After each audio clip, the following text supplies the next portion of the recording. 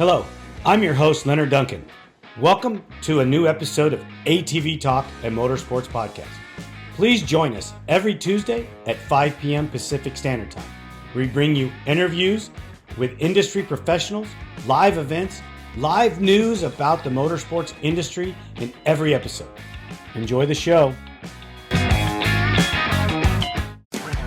Whether we are out riding with our friends and family or racing in extreme environments, we all need good tires. That's why I recommend GBC Power Sports Tires, a division of Greenball Corp. Their products, which include XC Master, Mini Master, and Groundbuster 3, are what leading professionals in the ATV-UTV industry are using. You can get your tires at greenballtires.com or find them on Instagram as GBC Tires for further inquiries. Are you looking for the best suspension technology for your sport ATV? Look no further than Elka Suspension, the industry leader in sport ATV suspension technology. With championship wins in prestigious events such as the Dakar Rally, Score, Best in the Desert, ATV MX, Cross Country, and Works, Elka Suspension has established itself as the go-to choice for athletes and enthusiasts alike. But they don't just stop at ATVs. They're constantly expanding into new markets, including UTVs, trucks, SUVs, pit bikes, snowmobiles, and more. Their commitment to innovation and quality means they're always looking to improve and adapt so you can enjoy a smooth ride wherever you go. Want to learn more about what Elka Suspension can do for you? Visit their website at elkasuspension.com or give them a call at 450-655-4855. They will always be happy to answer your questions and help you find the perfect suspension solution for your needs. Welcome to DBR Racing Products, the leader in 3D modeling and innovations. Since 2015, they have been revolutionizing the industry, starting with their groundbreaking YFZ450R battery boxes. But they didn't stop there. They have continued to push the boundaries, constantly improving their design with each new version. In 2018, they introduced the game-changing Vortex EXO cage, specifically designed to securely hold the Vortex ECU in a safe and sturdy location. This breakthrough innovation ensures your ECU stays protected even in the toughest racing conditions. At DBR, they understand that every detail matters. That's why they also offer an array of essential products to enhance your racing experience. Their spark plug hold downs keep your engine firing at peak performance, while their LTR breather boxes ensure optimal ventilation for your machine. Their LT250 engine skid plates are a must-have for those seeking unmatched protection.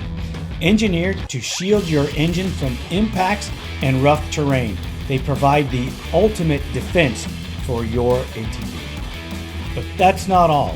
They've developed ProPeg mounts that allow you to use TRX 450R Nerf bars, giving you greater control and maneuverability on the track. To explore their full range of innovative products and learn more about DBR Racing, visit their website at www.dbratv.com. You can also reach them directly at 507-828-1233. Their knowledgeable team is ready to assist you with any questions or inquiries. DBR Racing Products, where innovation meets performance. Unleash the power within you. Michael Byrd, welcome back to ATV Talk, my brother. Hey, how are you, Lenny? I'm doing great, sir. Thank you for giving us some time. I know that your schedule has just been mad and crazy. Pleasure Valley added workload. You guys are amazing. I don't know how you get it all done. I don't know how we get it all done either, and I don't know how we're going to get it done, but we really don't have a choice. We just have to get it done. So that's what we're going to do. Hmm. Well, you obviously got time off today to come and talk to me, or you'd probably still be at work, I'm assuming. Yeah, I left maybe 10 after 6, but it's 7:40 in my time, so I'm off for the night. Thank Boss man God. let you go. Boss man let you go for the day, right? I wait till he goes to the bathroom, then I run out of the building. Oh, sounds like my brother. Uh, well, Mark's a good dude. I'm sure that you guys have a great relationship going there. The one thing that I need to congratulate you on is being picked to go for Team USA again. Congratulations. What an honor, man. What an honor. Oh, thank you. I as when they released the team, I was just I'm just so excited to go back to Europe. It was eye opening. That was my first time going to Europe last year to the Czech Republic, and then um, people are telling me I'm gonna like Italy even more. But I don't know that I will. Like I don't. I'm not a city person. Like I liked how rural the Czech Republic was. But I'm sure this will be eye opening. Also, they're all different countries, so I guess you just keep an open mind. And oh, you know what? I did eat black truffles this past weekend. I wanted to try them because they're over in Italy, and I tried them. I had my first one this weekend, and it'll also be the last one I ever have for the rest of my life. It was disgusting. I don't ever want another one near me. So I'm having European learning experiences at home too. Well, things are different when you're there. I've been to Italy a couple times, and I've had fantastic experiences Hmm. with the food, the people, and where I was in the country, not, Hmm. and I got to go to Milan in the city and spend some time and some other surrounding areas, but it's a great country and with some really phenomenal people. I think you're gonna love it. I really do. Yeah, I'm really excited. And I think after Briarcliff, the next race, I think that's when uh, I'll be doing like the graphics. Maybe we'll probably post some pictures and stuff what the bikes are going to look like because I don't even know yet. I think I think Mark and Harv are the only ones that know what the bikes are going to look like so far. Um, but the rider numbers are out. It's going to be Joel number 1, Bryce number 2, and Chad number 3.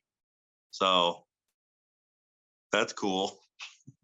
Yeah, I mean, that's kind of the way they broke down last year, right? No, me and Chad were number 2. We were the number 2 rider last year. But So as far as yeah, score wise, huh? as far as points earned wise, that's how Oh it would yeah, break down. yeah, that is, and that's yeah points last year, and that's how they're lined up this year in series points at the nationals. Yep. So yeah, I mean, it works for me. I don't know about you, but the I number I, three, I don't. Chad could be number 00. I wouldn't care. Like let's race. right on, right on. Yeah. I think that it's going to be awesome. And you have Kevin Saar over here, who last year ran well over there. And Hmm. I don't know about if Randy Naveau is racing much, but I know that Harry Walker's gotten faster. Dean Dillon looks like he's gotten faster. So I think that you're going to have some really good racing over in Italy. Yeah. It's it's different over there. Um, but it's also exciting. Like now, kind of when I go to the nationals, I'm like, just another weekend at the track. But that is just you got the sidecars out there rutting the stuff up, and then 2 lines of ATVs starting. So it's just a lot different than how we. And then the mechanics can't prep the gates over there, so I just kind of stand behind the gating area, and if Chad needs anything, I'll hand it to him. But I'm just watching him prep the gate. And I mean, don't tell him, but he's like a B+ gate prepper. I'm the A+ guy. We're not going to tell. We won't let that out. I mean, they'll probably listen ahead of time, so they already know. Right. Okay, good. Oh, dude, you're killing me, Smalls. That's pretty cool stuff. You know, I got to talk to Jim Hardy. The fact that you guys are both getting to go over there, so jealous. And it's Mark's what, sixth time over there? Second Yeah. time? Maybe? Yeah, second time to Italy. So I think it's his sixth time. Uh, it's fifth or sixth. But yeah, since the inception of the team, I think it was Chad and Harv talking about it, and then I think it was, they both wanted Mark to be the team manager, and then once the ball got rolling on the thing, it was a success right off the bat. So uh, it's just good to be, connected to a guy where I get that opportunity. Uh, and like all the thank yous that I owe Chad where he's helped me out with my career, like this is another big one where I probably can't even thank him enough. So I think that you're thanking him because he's comfortable and relaxed out on the track. He knows that he's well taken care of at the races, and that's a huge comfort for a rider. And you provide that for him, yeah. and you guys mesh well together, and uh that also helps him because that helps him to relax. If you don't mesh with your mechanic, you're not going to perform because you're always going to be second guessing things. right. Yeah, we did our first motor swap at Pleasure Valley. And it was his first motor swap under the Weinen Motorsports rig. Um, and like I've been fearing that moment where I'd have to swap motors in between first and second moto, plus coming off a mud race, so you have to get the bike clean before you can even start going or start ripping the motor out. Plus it's hot, so you want to wash the thing anyway.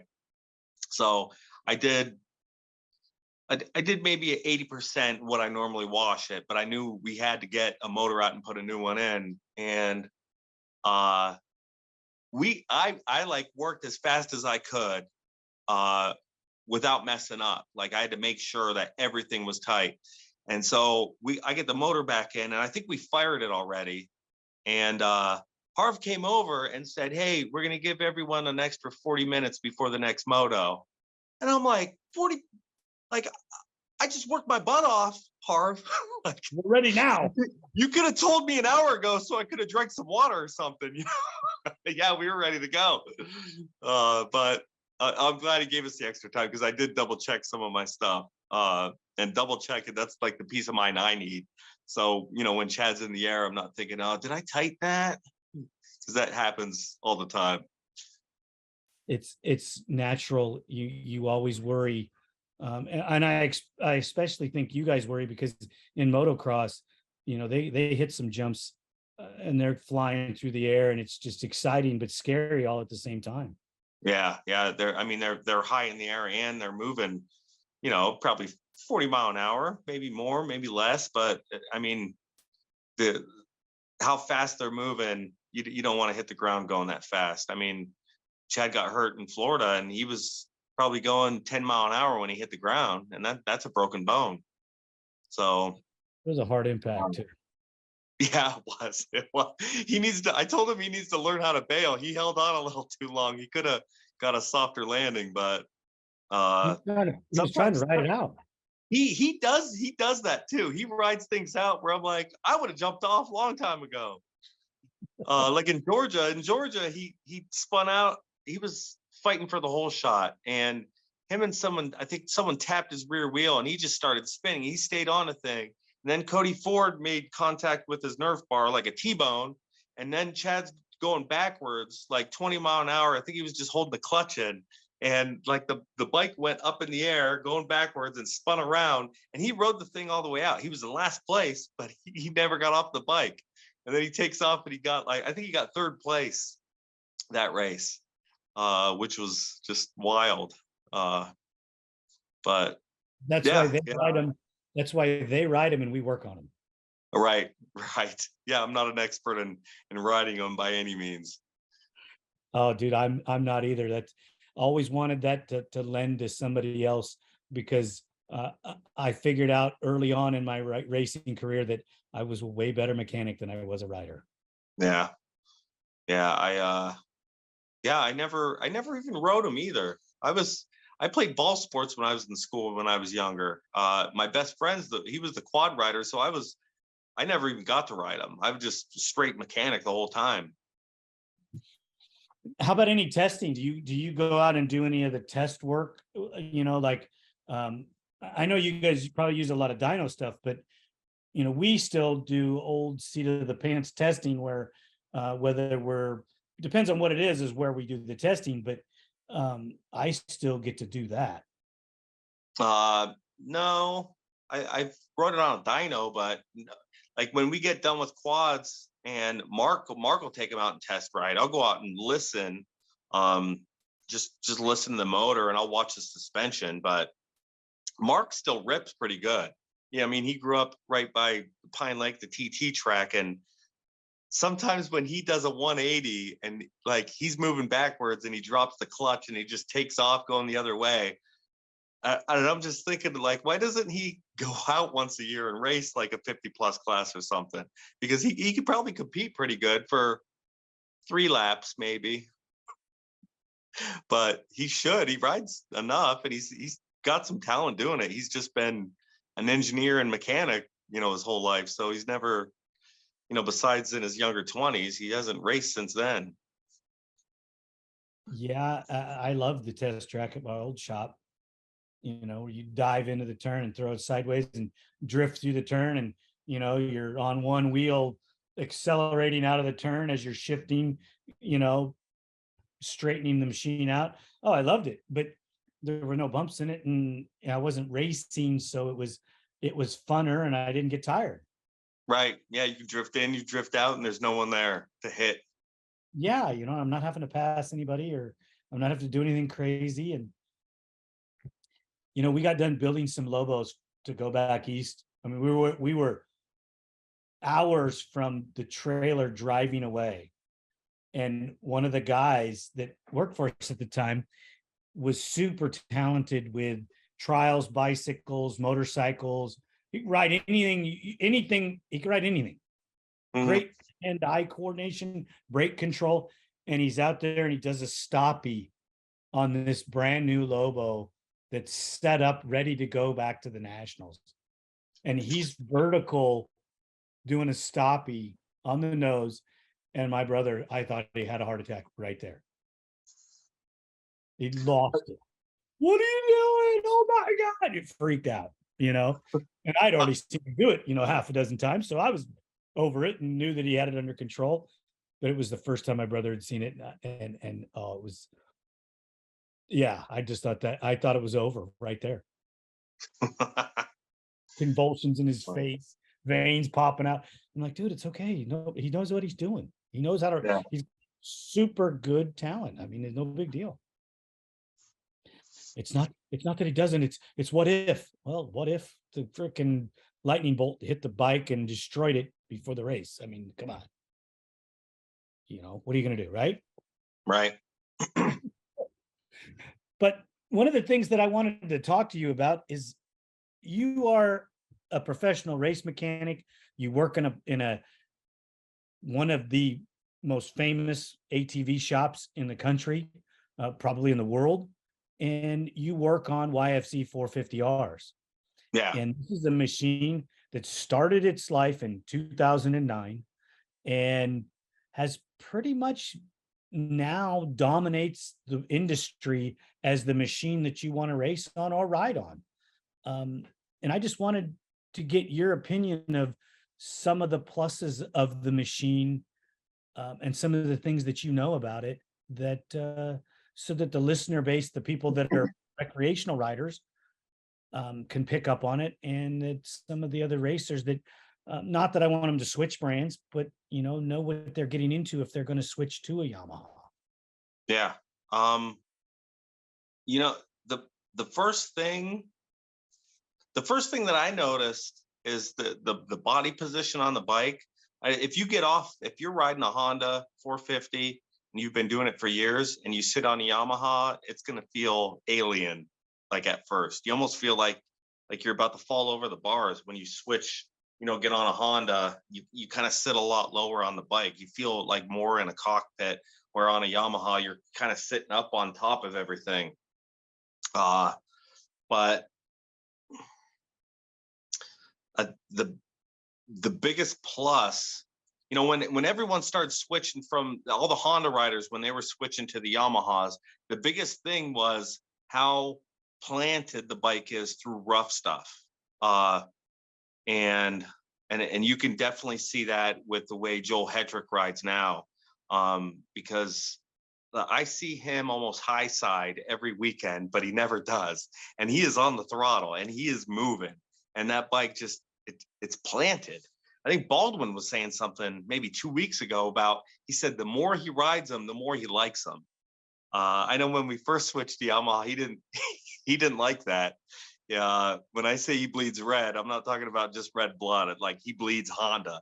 But I think he loves the Yamaha. He won't admit it, but him saying that he likes them more and more every time he rides them, like, that's saying something, just because of how planted they feel.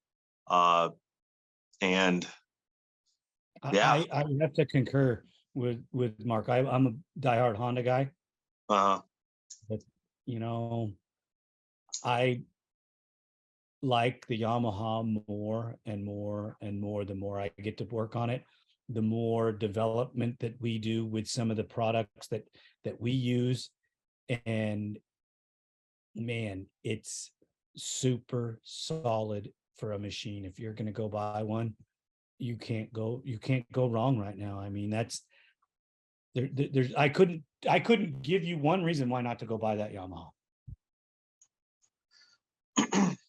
I'm trying to think of a reason that you wouldn't want the new Yamaha. And no matter what bike you have right now, whether it's an 80s 250R or Quadzilla or whatever, or even like the 05 TRX, 06 TRX, LTR, there's no reason. Like, they're the correct width. When we had the stock class at the Nationals, if you're racing a Honda that has stock A-arms, you got to pick left or right rut you want to be in, because you can't just straddle them both, because you'll be swaying back and forth. The Yamaha comes as wide as you need it.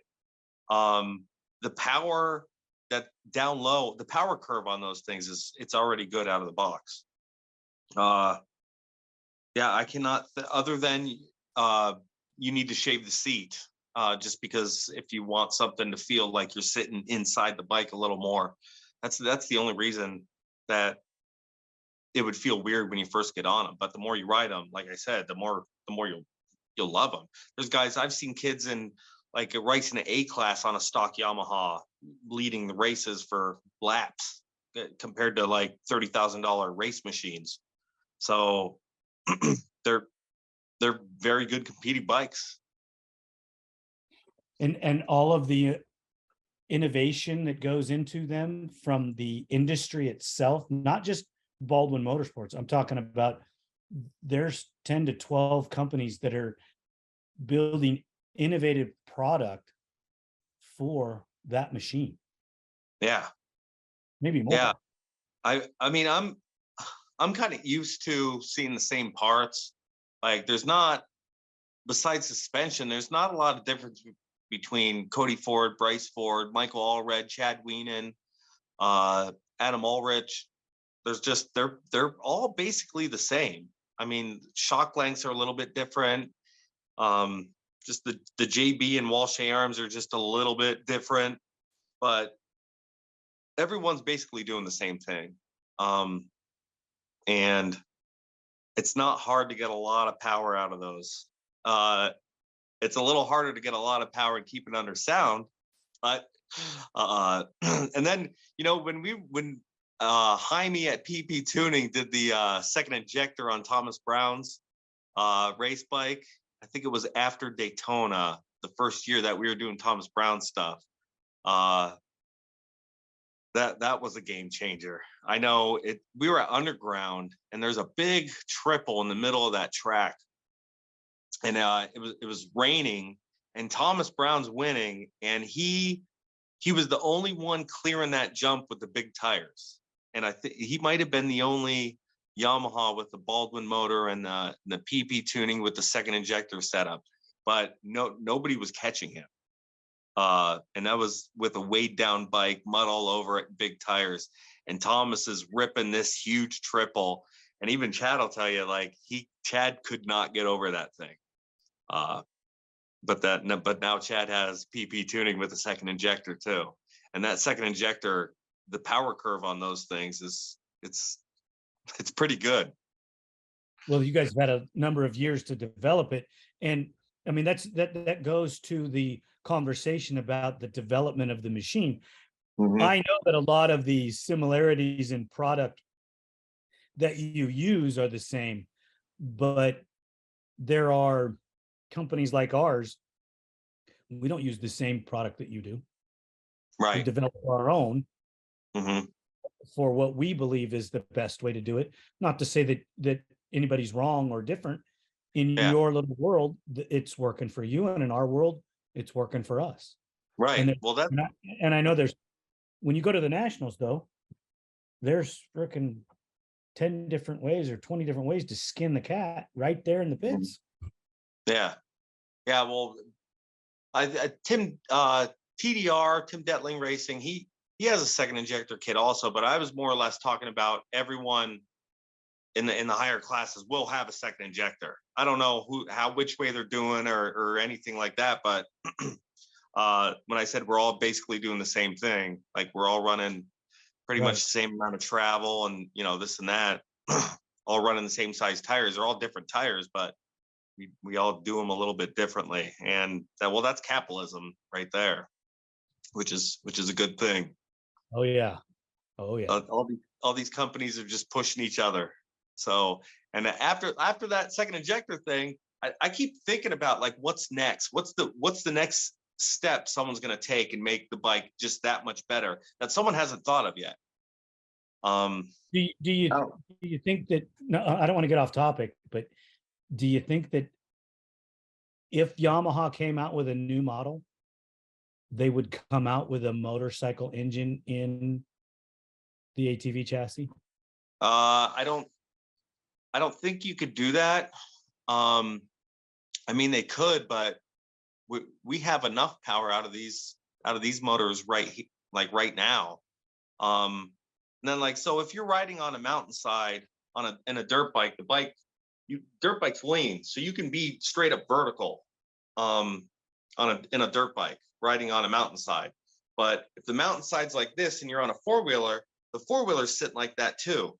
And that's why you need a big oil sump in the four-wheelers, because it'll starve if you're not picking up oil, because all the oil's leaning to one side of the bike. That's why four-wheeler motors have to be a little bit different than dirt bike motors. Or if you're running a dirt bike motor, you just have to add a lot more oil, so you're not starving the thing if you're leaned for a long time. No, that's recreational riding. That's not track riding. So if they came out with I don't think Yamaha should change a thing until another company beats them. And seeing how nobody's building one, why change it? Like, why would you change something that's winning races? Right, and the company doesn't have to do anything different. When they lay it out, they build the same thing again and again and again. And they can build their 2030 models now because it's going to be the same. Right.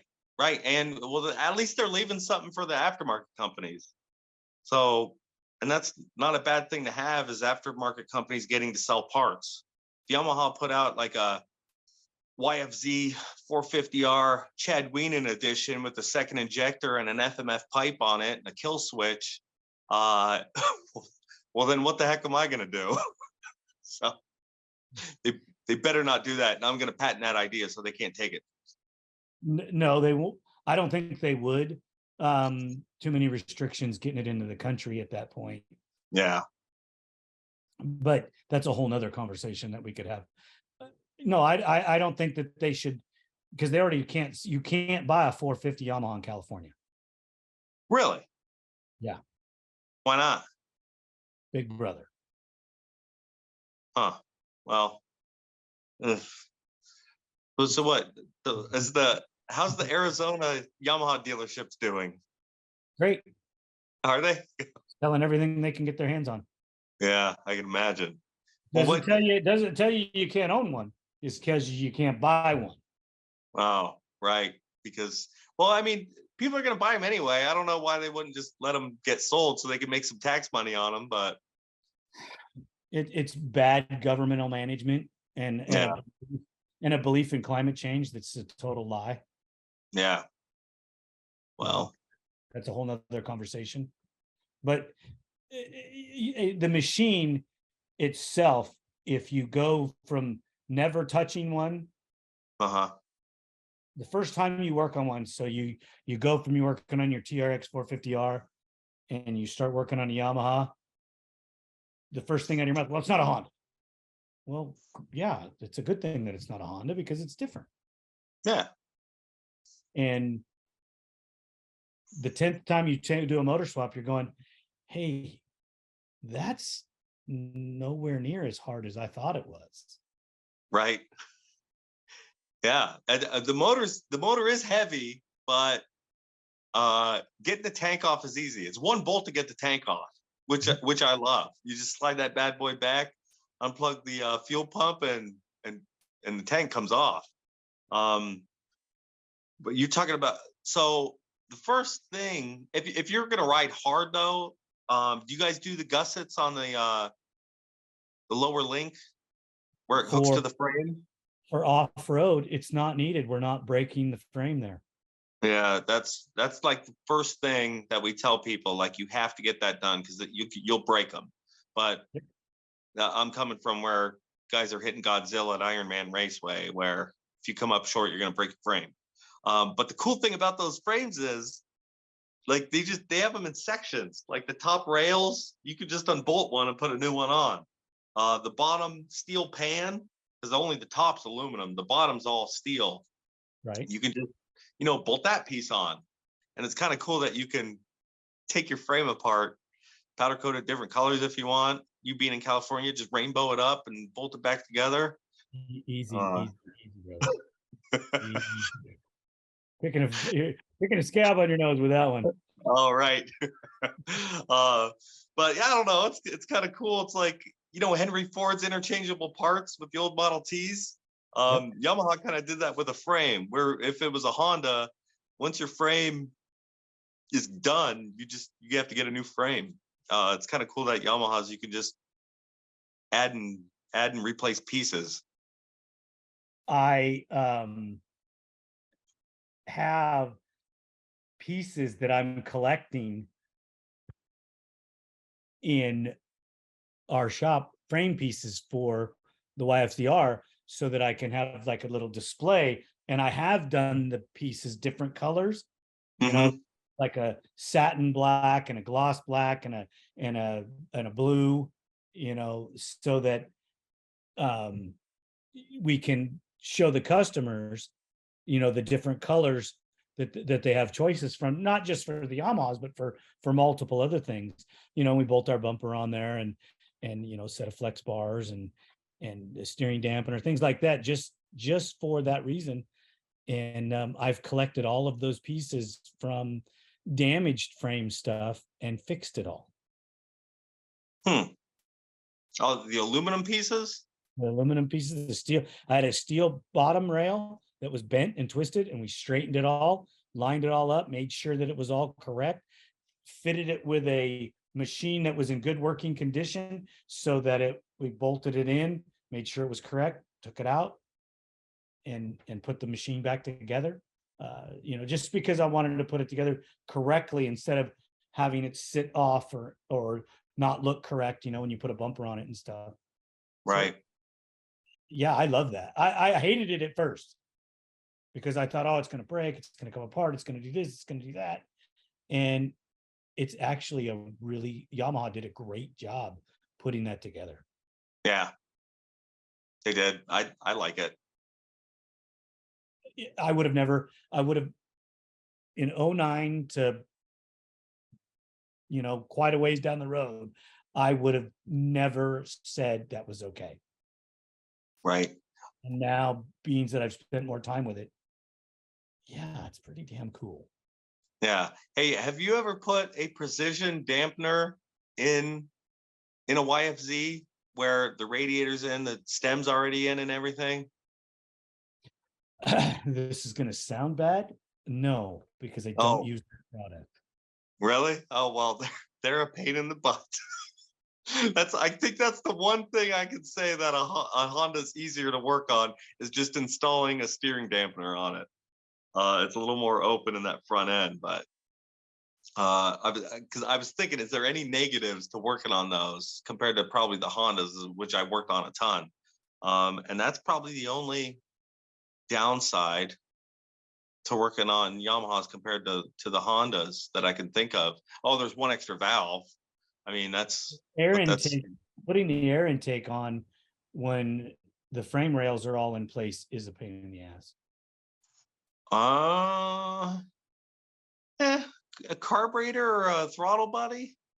Eh, they're I would say they're equal. I'd say equal, but Well, when you put the motor in the frame, you have to put the motor in and then put your injector body in.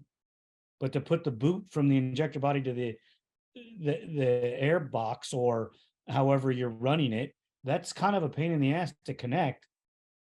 For like FCI is the one that I use most commonly, and mhm.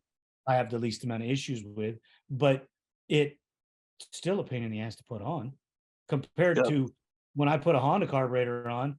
Dude, it's in the back, boots on, push it in, done. I mean, it's done that fast. Yeah. Geez, most of the Hondas I work on now have dirt bike motors in them. Yeah, so it's totally different. And Yeah. and unfortunately, knock on wood, I'm going to get to build my first hybrid Honda very, very soon. So Really? yeah. That, that's exciting. You know what? That's loading Yamahas onto the dyno a little bit harder than the Hondas. Uh, and I was like, oh, they're a little bit heavier, but maybe that's why they feel so planted for these riders. Just a lower center of gravity, all the weight at the bottom. Because the motor is bigger, especially that bottom end. But then so when I had this idea that the Yamahas were heavy, some guy brought in an LTR to dyno, and when I had to lift that thing up, I still haven't scheduled my hernia surgery, but I'm making sure his bike's running right before I go and get that fixed. They're heavy. The LTRs are heavy. So in the playing that I've done, thinking that the LTR is that much heavier, we should shave some weight off of it and it'll get faster and better. Well, it's designed that way on purpose. And speaking to some of the people that were involved with that project, I understand it. Mm-hmm. I still think they could have shaved, 20, 25 pounds off of it. It would have been nice. Yeah. I know, and you're thinking, well, 20, 25 pounds isn't that much. Well, that's 25 pounds is 3 point some horsepower. Right. Yeah, that's substantial. Yeah. 1 horsepower in an ATV is astronomical compared to a motorcycle where it doesn't make the same, it's not the same end game with what the horsepower does. Yeah. Your ATVs, when you're splitting hairs with it with horsepower that's driving to the first turn, like Joel Hetrick weighs 140 soaking wet, and Chad Wienen's 195. Dude, Chad's giving away X number of horsepower right there. Yeah. But yeah, well, the only way, Chad got the 2 hole shots at Pleasure Valley, but it was wet out. It was a concrete start, so we got to smoke the tires. And then going into the dirt, it's wet. And I think Chad, that extra traction helped him. Where normally on a dry track, Joel doesn't need that much grip, and the quad just floats. And that kid can hole shot like a madman. Oh yeah, I'm getting off topic again, but it was so good to start out front at the last race. I'm still kind of very happy about that. Well, you start talking about weight transfer and things like that. The Yamaha weight transfer is outstanding. And we're talking about how it sticks and rails through the turns and it stays fairly level. Mhm. There that's all designed into it. That transmission that they built for it is outstanding. It is. It is. I mean, we do after every round we're doing top ends, just kind of like reseating valves just to make sure everything's tip top. But we sometimes when we split the bottom end, we don't find anything. And it's like, well, we didn't have to do this. You have to look. But you realize that you're wasting your time when you split those things sometimes. They're bulletproof. And if you're not at 60 horsepower, you can get by a long time on those bottom ends. Right. And the top ends are actually super durable as well. You got your endurance guy racers that are running not near the compression that you guys do, but if they're running 13 and a half, close to 14 to 1, and they're running a 12-hour race, or let's say they're doing an endurance race, Baja 1000, something like that, it'll run the whole moto. I mean, you don't want to run that much compression in a desert race, but you're running, let's say 13 to 1. Yeah, that thing will live for that 1,000 miles, no problem. Yeah. And your Hondas are living that well as too, but you're never going to ride that Honda until you pull the motor out of the frame and check the transmission, because it's junk. Yeah. Yeah. Unless you got billet gears and everything in it, but They break too. Yeah, they will. Yeah, they do clack a lot harder when you're going into gear. Oh yeah, and something about those 3 intake valves. Bryce Ford, when he quit, when his bike quit at Pleasure Valley, the first the moto he won,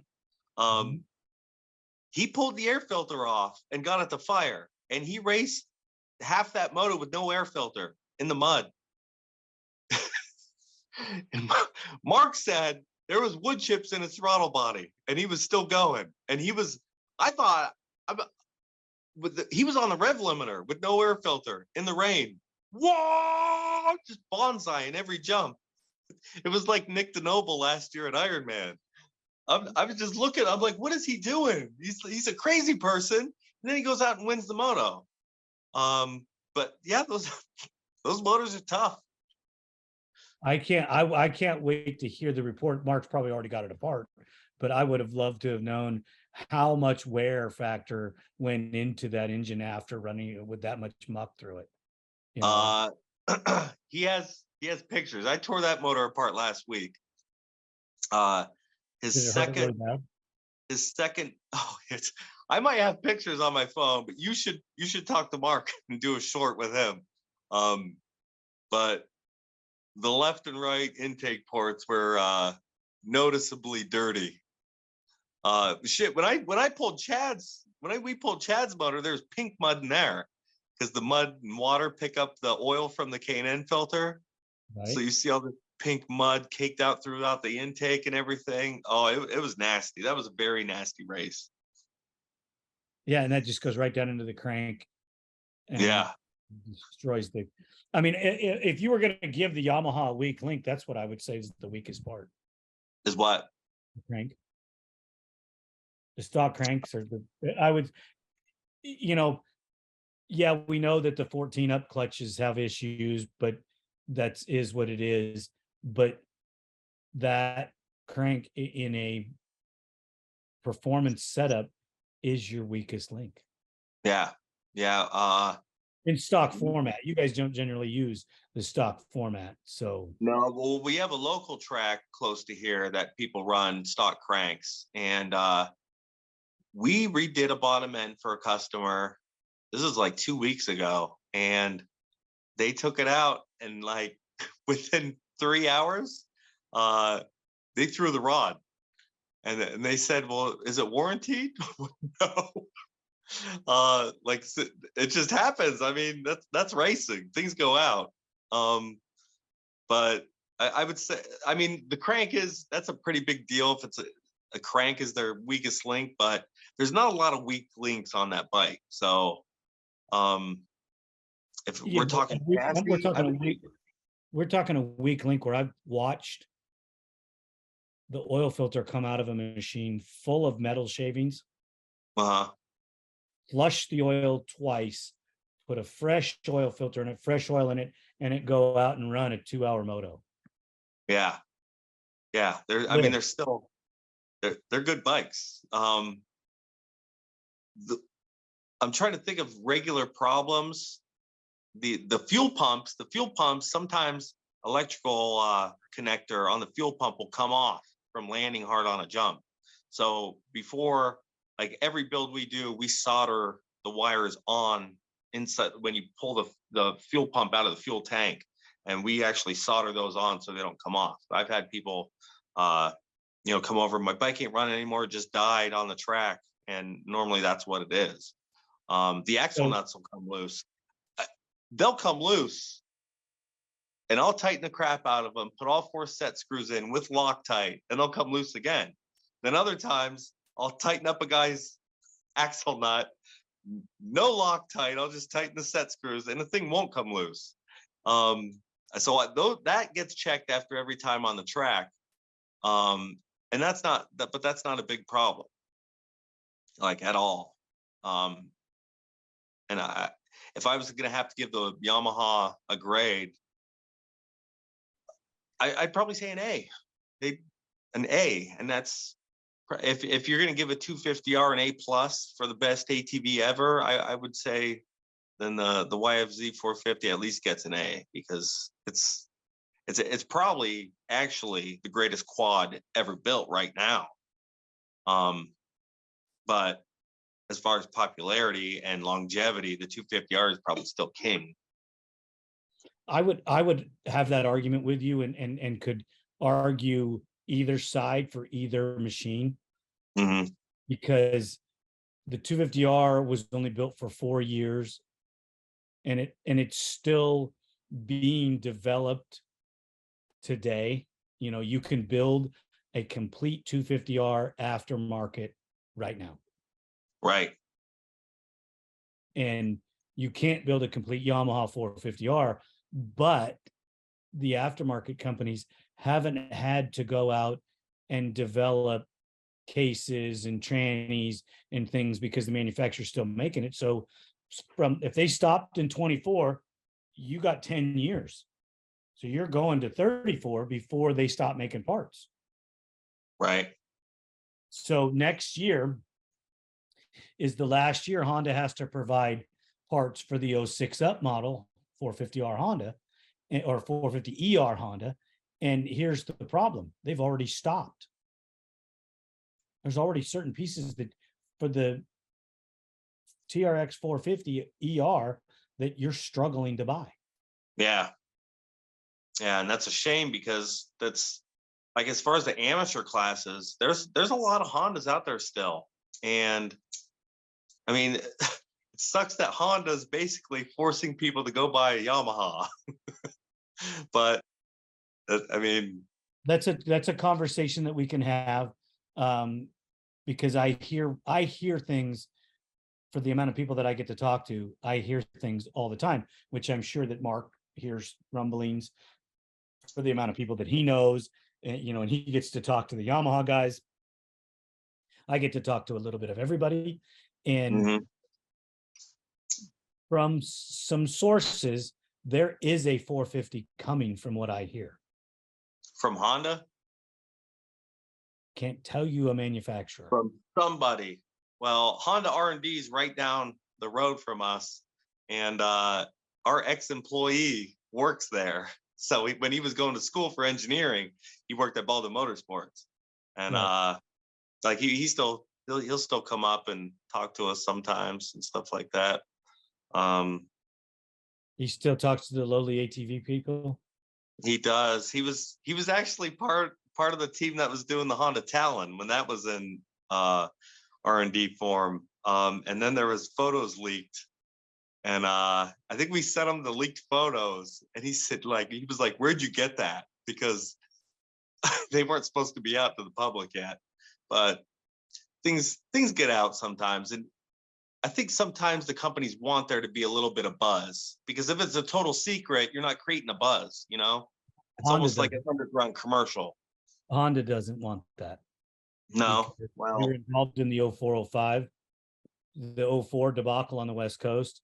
mhm, That obviously Mark and Tim were way ahead of the curve with everybody else than everybody else. But we got one out here on the West Coast before it was finalized, and it got transferred in the back of a pickup truck. oh, so people were looking at it. And this is transferred in the back of the pickup truck with product built on it before you could buy it. Okay. And then it's in another guy's shop building product for it. And the photos got out, and all of those companies involved were, I would say, blackballed from them, Hmm. because that tie that we had, we didn't have anymore. Right. They were pissed. They were super Yeah. pissed. And Well, the bonus for us was the moment that you could roll it off the showroom floor, I already had parts. mhm, I'm already built on the shelf, ready to go. And yeah. but in the negative is I didn't get that nod for the newer model, so we had to wait.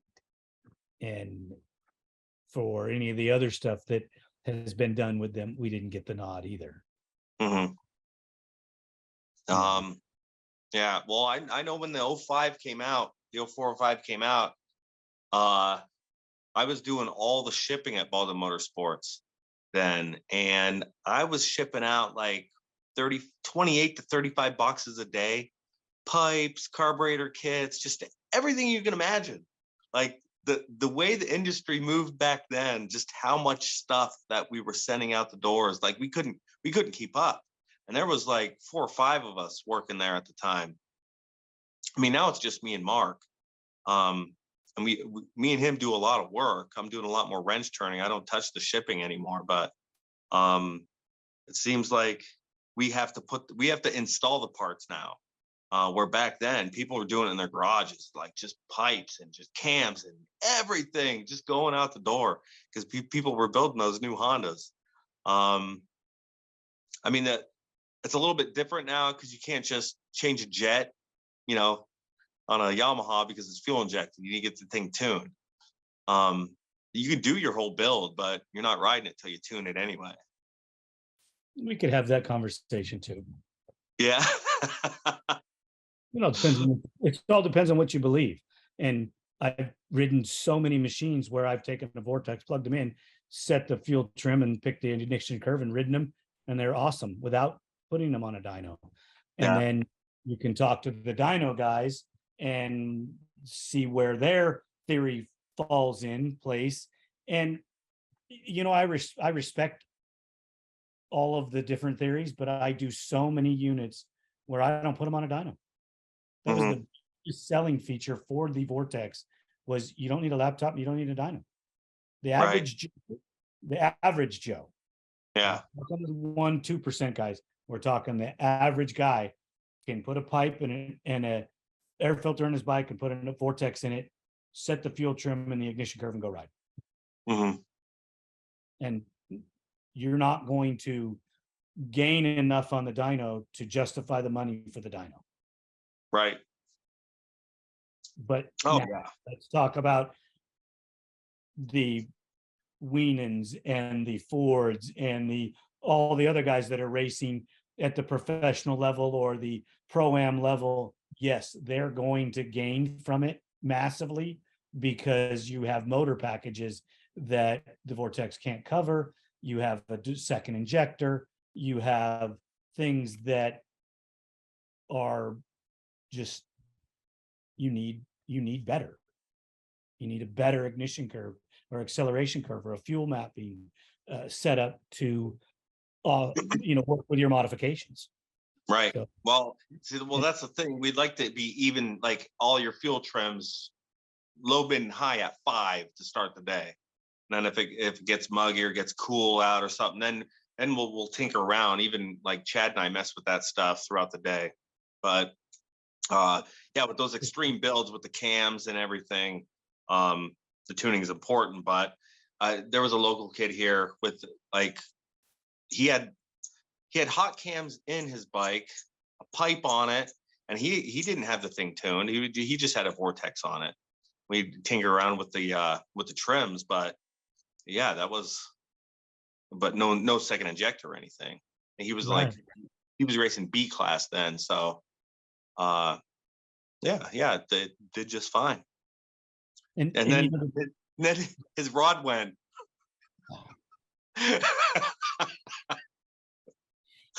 that's going to do with the vortex. I you know, I've only got to talk to Jaime. I only get to talk to Jaime occasionally, unfortunately. And our, I don't think our relationship started out technically probably the way it should have. Mhm. So I could go back in time and you know, restart that.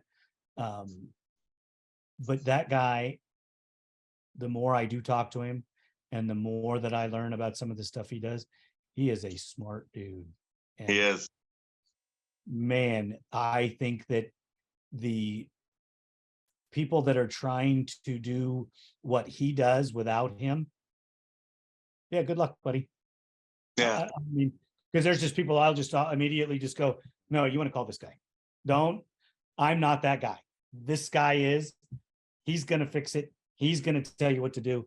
And, you know, call that guy, because there's things that he does that I'm never going to be able to do. I don't have the same knowledge of it at that level that he does. Not even Mhm. close. Not even gonna think to argue with that guy. Just gonna go, okay, you win. You know, all right. Yeah. What do you say? Okay, let's move forward, because I'm not gonna I can't, I don't even have any bullets in my gun to argue, Yeah. And you know? I we were testing for Thomas Brown for 3 days straight, and I think Mark was on a phone call, and we we were testing all these different pipes, all these different packages with different, port styles and all this cams and everything. Well, Mark was on a phone call, and I asked Jaime. I said, "Hey, did you put a Baldwin pipe on this yet?" He's like, "Yeah, Mark doesn't have one." And I was like, "Well, I got a TRX mid pipe to fit on a Yamaha." So then I mounted up a full Baldwin exhaust on this Yamaha, and Jaime ripped it on the dyno, and it it made decent power, but uh, I didn't have the eyes that I do now for what could go wrong. Well, I melted the brake, the uh, the brake rear brake reservoir where it holds all the Oh, fluid, because the mid pipe melted it. Hami's like, "Hey, Michael, put this on. It made decent power." Michael, you just melted Thomas's brake reservoir. There's brake fluid everywhere, all over the dyno. how long did it take you to get out of the doghouse? Uh, it was probably like an hour to fix it. So as long as you fix that what you break, you're fine. Yeah, that's kind of the way that it's always been in Yeah. our world. Is you broke it, you fix it, you know? Oh, you Yep. wanted to leave at 5? Sorry, you gotta take care of that mess you made. Yeah. That the evolution of that machine, the Yamaha, is incredible. And we even have to go back to the beginning with Bill Balance and some of those guys that were doing some testing before the Vortex was sellable to the general public. Hmm. They got their hands on a box, and well, actually, they got our hands on the only one that we had in the country. We were Bill was working with Paul Turner, and we sent him back a box, and he played with it, and then him and Richard got connected, and that helped things. But there was nobody like Jaime doing it for a number of years. Guess when did Jaime start? He started in like 15, 16. PP tuning. Yeah. Well, Or I don't know what year he started doing the tuning, but he was when Josh Upperman was racing the Work Series. Jaime was his like mechanic. He was working on his stuff.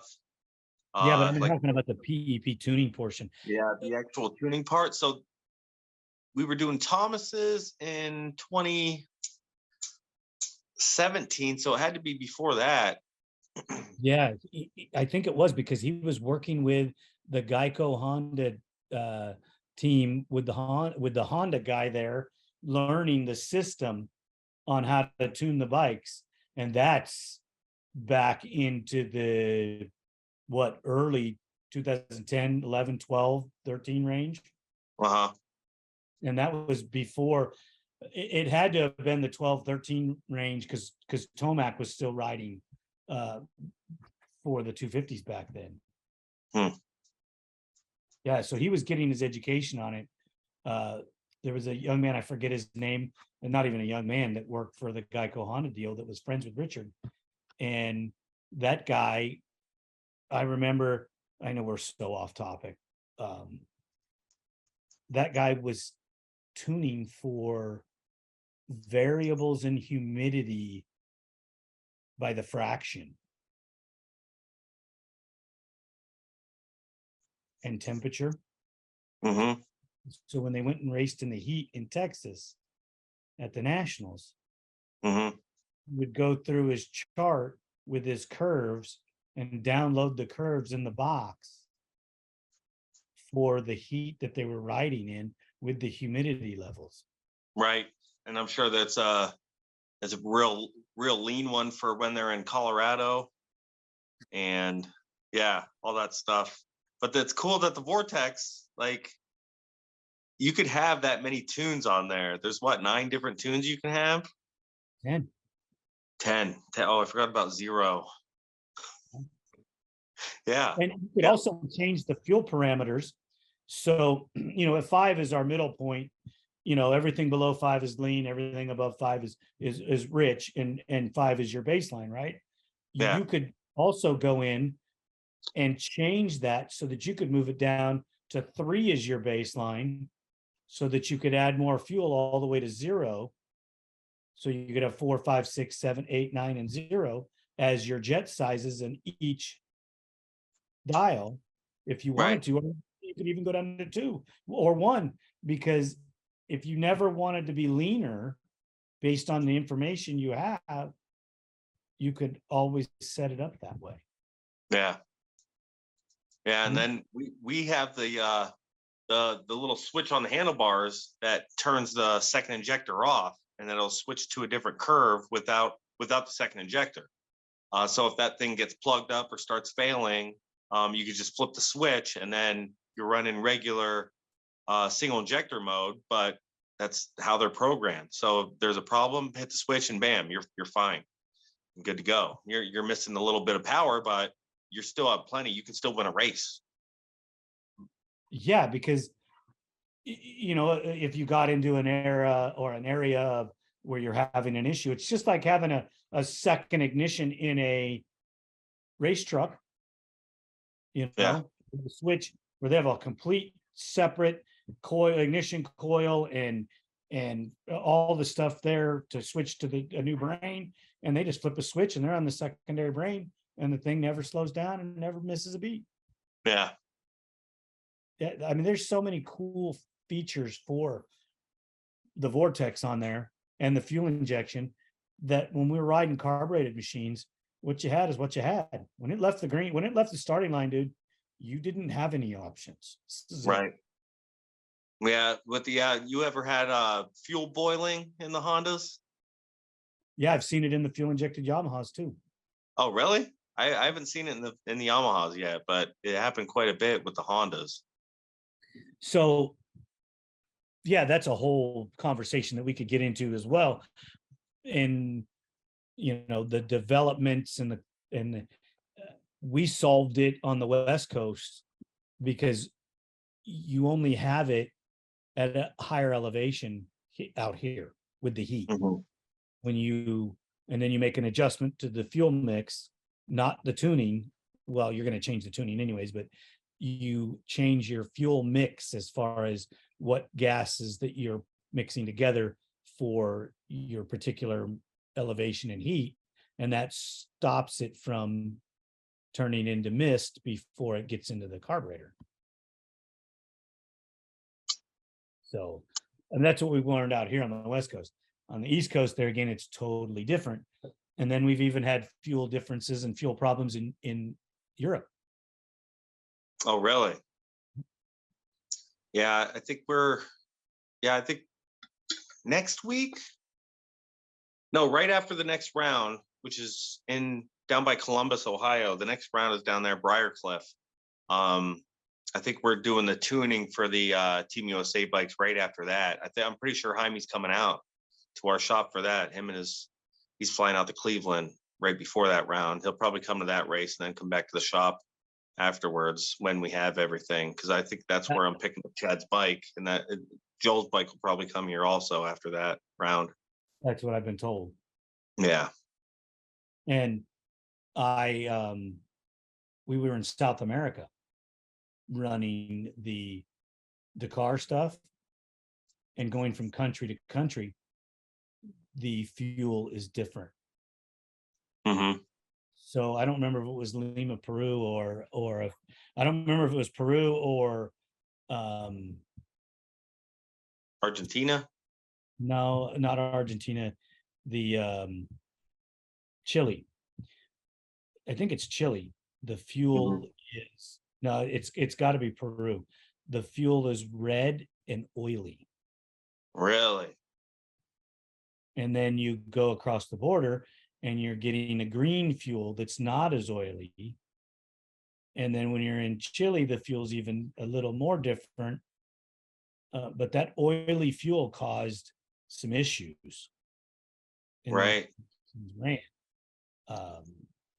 And you almost couldn't tune for it because we didn't know everything that was going on. We just know that the machine wasn't performing correctly.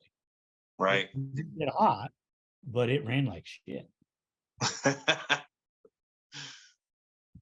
And I'm serious.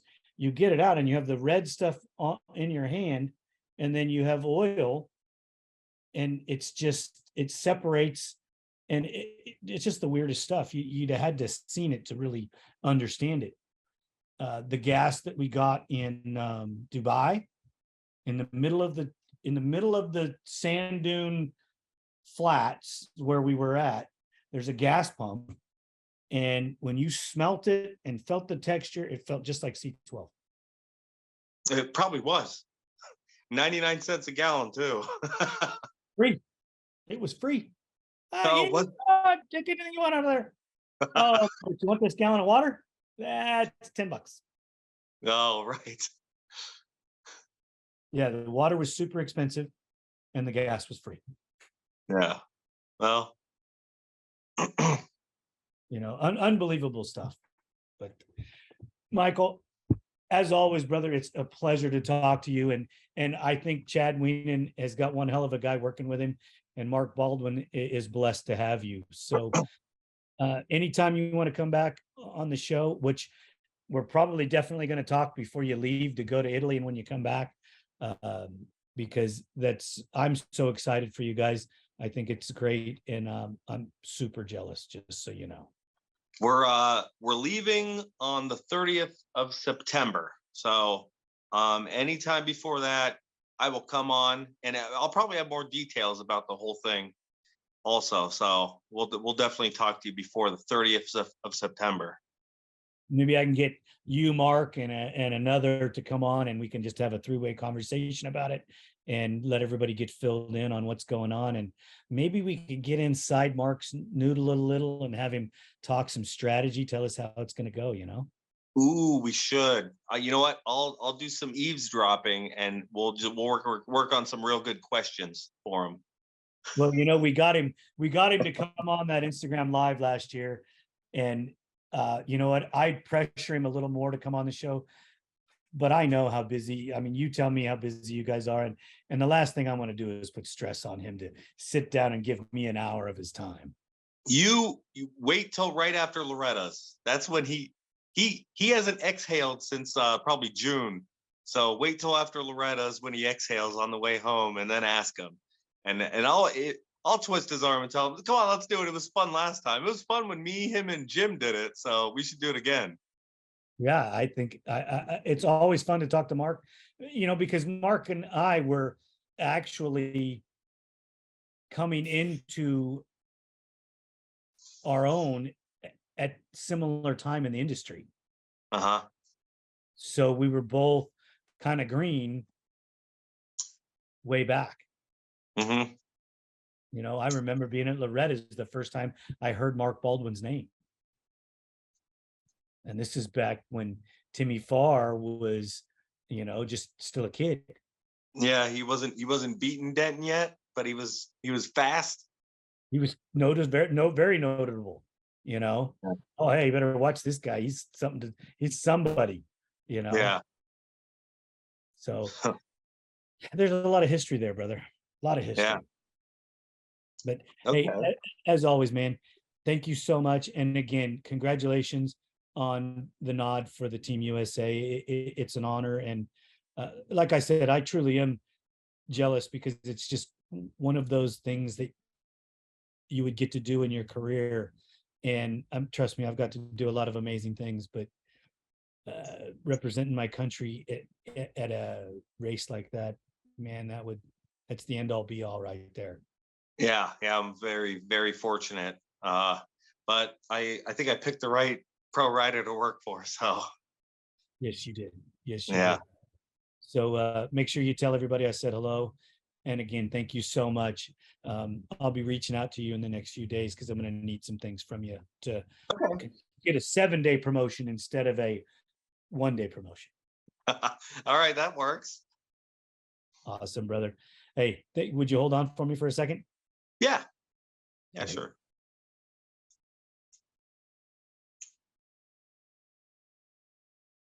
That's awesome, sir. Awesome. Yeah. The conversation was great. We bounced around more than I wanted to, but it was freaking great. So thank you so much. Don't we always bounce around? Yeah, because there's we need like a 5-hour conversation time. Yeah. That's it. Every time we're getting off talking, I'm like, what are we even talking about? I appreciate your time, brother. And you keep up the amazing work. Quit the cancer sticks because those are bad for you. I will. Haven't you seen my Billy Big Rigger videos? The team here at ATV-TALK would love your feedback. Please email us at hello@atvtalkpodcast.com.